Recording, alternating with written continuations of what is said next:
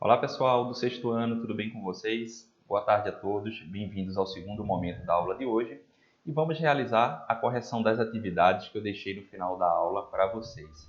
Lembrando que qualquer dúvida sobre esse ou assuntos anteriores, vocês podem falar comigo lá pelo Instagram, tá certo? E não deixe de participar lá no Instagram para registrar a presença da aula de hoje, tá certo? É muito importante porque isso vai contar na avaliação de vocês no final desta unidade, tá? Então, como vocês estão observando aí, vamos realizar a correção das páginas 9, 10 e página 11, ok? Vamos então à nossa primeira questão, ela fala o seguinte, eu vou ler aí com vocês, tá?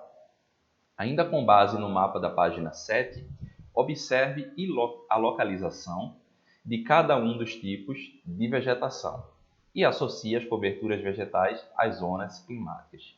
Então, essa questão ela faz referência ao que a gente tinha visto na aula de hoje, né?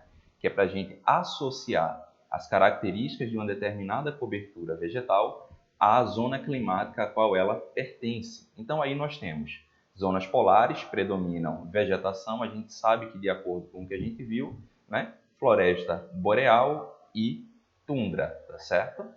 Bem, zonas tropicais predominam vegetação. A gente tem aí exemplos de florestas tropicais e florestas equatoriais, bem como também a presença de savanas e desertos.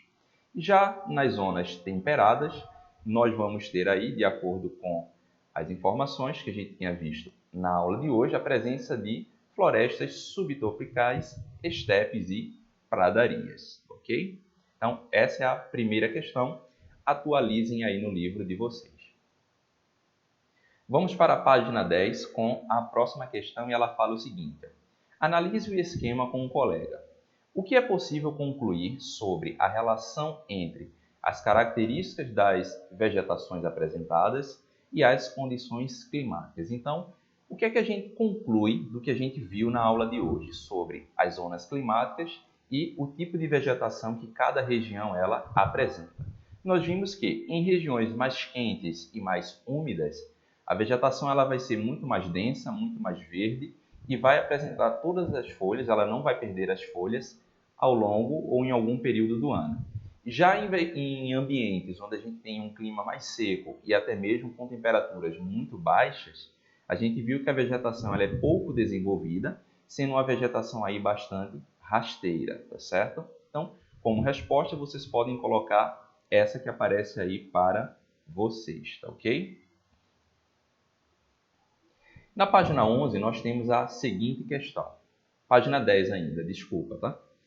A terceira questão, ela fala o seguinte. Com o auxílio de um mapa mundi, da página 7, indique o tipo de vegetação de cada uma das imagens e associe as zonas climáticas. Então, a gente tem aí duas imagens que representam ambientes completamente diferentes, sobretudo nas características do ambiente, no tipo de vegetação e até mesmo na própria fauna que esse ambiente apresenta, tá? Ou seja, os animais que são encontrados nesses ambientes, eles são extremamente diferentes.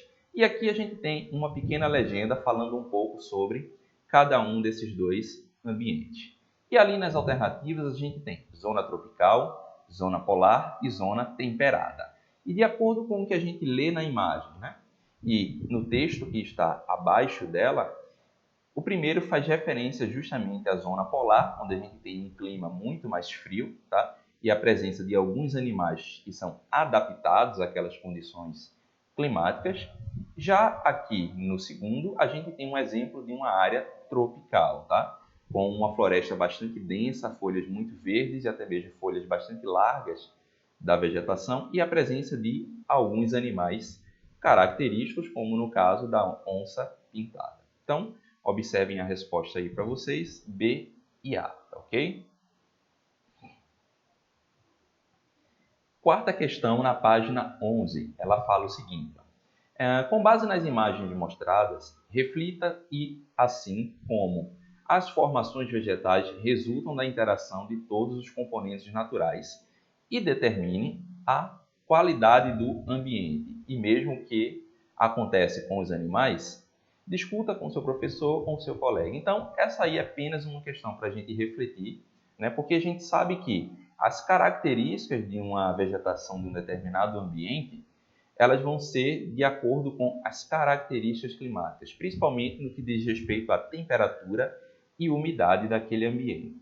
E para os tipos de animais que nós encontramos em alguns ambientes também, tá? Esses animais eles vão ter características próprias que tornaram eles adaptados àquelas condições daquele ambiente, tá? Então, quando a gente pensa na diversidade de fauna e flora que um determinado ambiente possui, a gente precisa entender que isso está diretamente ligado às características climáticas daquele ambiente, tá certo?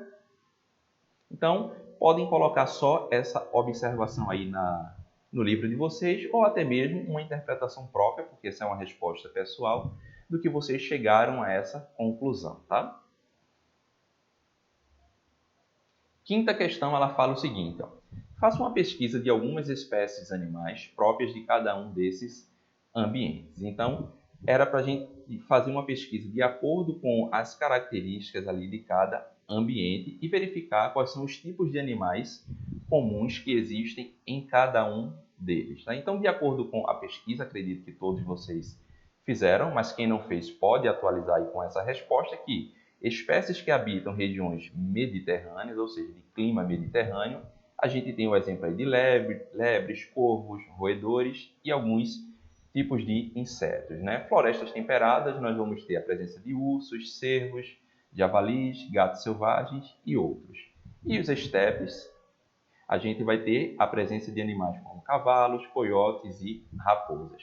Observe que cada um dos ambientes que tem um tipo climático e um tipo de vegetação diferente, ele também apresenta animais, tanto de porte quanto com características e hábitos até mesmo alimentares totalmente diferentes uns do outros, tá? E é justamente isso que torna esses ambientes praticamente únicos, devido à sua diversidade que estão presentes ali naquele local.